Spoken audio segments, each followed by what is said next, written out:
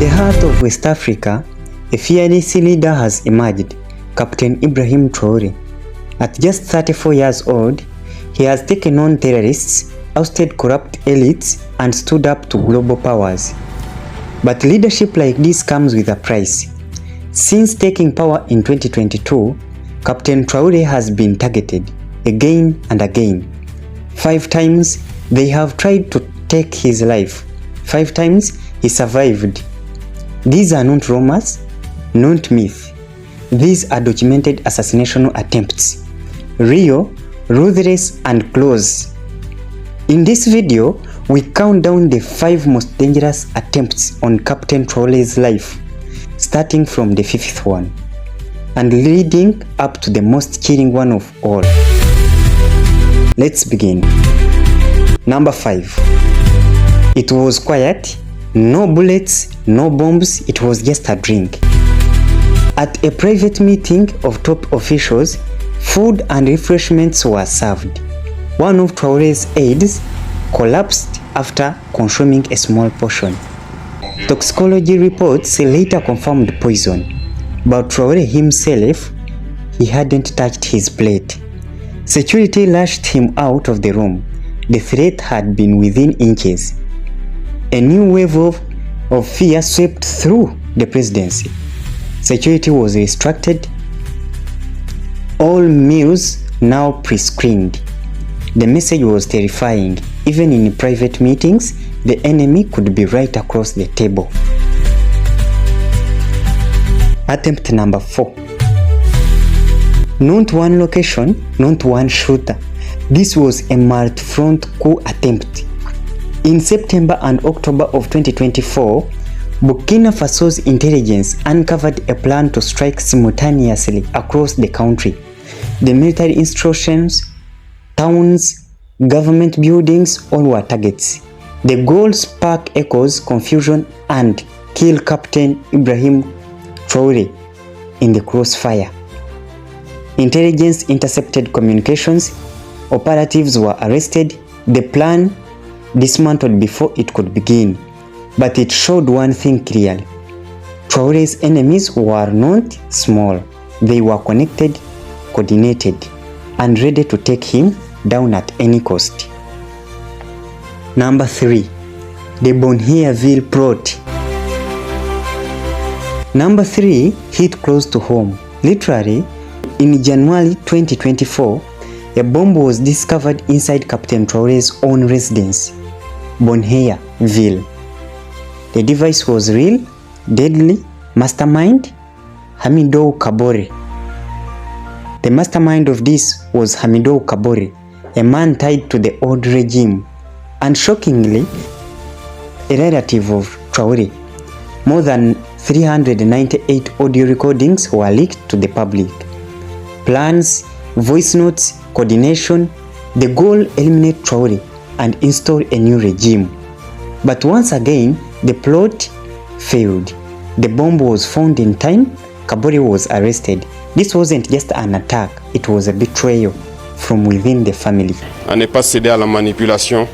Comme vous pouvez le constater, leur action se résume à la désinformation, la manipulation, la subversion. Il faut que tout un chacun puisse donc rester serein avec l'objectif en face pour ne pas se laisser détourner. Parce que nous serons aussi sans état d'âme pour ceux-là qui vont se laisser manipuler. Seuls ceux qui sont cupides, ceux qui veulent tout pour eux-mêmes, peuvent se faire manipuler par ces apatrides-là. Restons concentrés.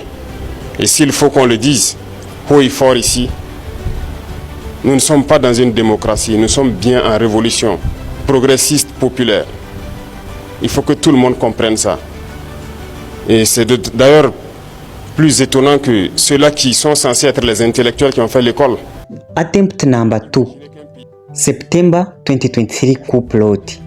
Number 2 came just 1 year into his leadership. September 26th, 2023.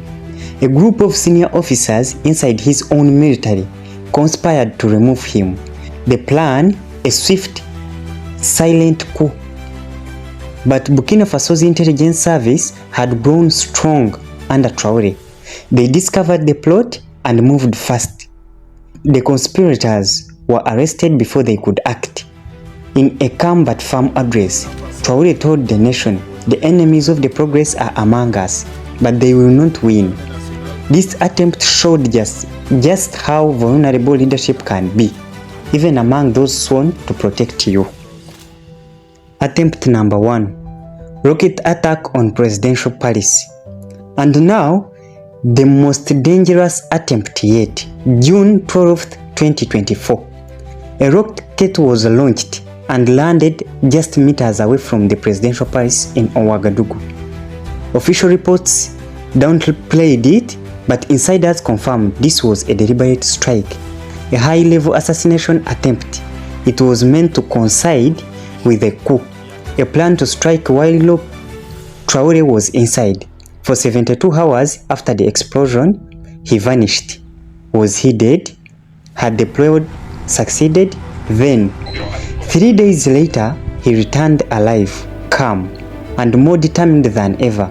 Arrests were made, military reshuffled. The message was loud and clear. You may fire your rockets, but I'm still standing. As we are concluding, the 5 assassination attempts, from poison to bombs, from betrayal to firepower, Captain Ibrahim Traoré was walked through the fire and come out stronger. He is not just a survivor, he is a symbol of defiance, of Pan-African strength, of a generation that refuses to bow. But the war is not over.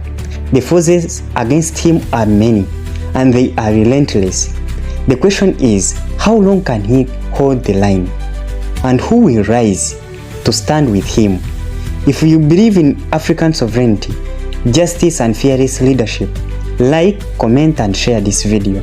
Let the world know Captain Ibrahim Traoré is still standing and his story is far away from over. Thank you for listening. Please subscribe on Pillars of History for more content on Ibrahim Traoré and the Sahel Revolution. Thank you. If you want to break with these imperialist forces, it's simple. We denounce the agreements. Everything starts from there. I think the example of Chad in any case is tangible. They started by denouncing the agreements. Otherwise, if we don't denounce the agreements, just saying that the bases leave, we haven't done anything. Because the problem lies in the colonial agreements, the defenses that have been signed since independence. The most dangerous is not the one you see in the bases. The most dangerous are the military advisors. Military advisors exist in all these countries. They existed in Burkina as well until the end of 2022. Until we took responsibility. And who are these military advisors? They are the ones who are supposed to implement France's policy here. They must work to make our armies very weak so that France can always have the argument to exist here. Under their influence, they had succeeded.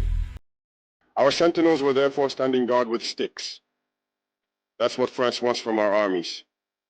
When we reach this stage, we have no choice but to want them to come and settle. But the Burkinabe army managed to get rid of the military advisors. Unfortunately, I think that in 2019, after Operation Otapono, where the French saw that the Burkinabe army still had the capacity to respond to terrorists, they called the chiefs of staff in France. They instructed him to reintegrate the military advisors throughout the structure. Well, they did not agree. But upon returning to the country, the politicians instructed him to accept the military advisors. And that's when the military advisors returned to the Burkinabe army in 2019. With all the consequences we know, the army was on the verge of disappearing in the years 2020, 2021. And indeed, this is the time when many soldiers had to desert because there was no longer any hope. We were in the process of collapsing. That's a bit how they work at the General Staff headquarters. In all army headquarters, in the schools, they are the ones who are supposed to dictate the policy of our army. They are the ones who tell us when to recruit, how to recruit, and what to do with them. They are in the schools to tell us how to train them, and so on. As long as these military advisors are there, you are not independent. Your army will just have the appearance of an army that is there to perform parades, a circus. But when war comes, you will realize that a parade is one thing, but war is another thing. You have to break the agreements. It's the only way to have an independent army and build strength. But many people do not understand this, perhaps. And even with these agreements France selects from our states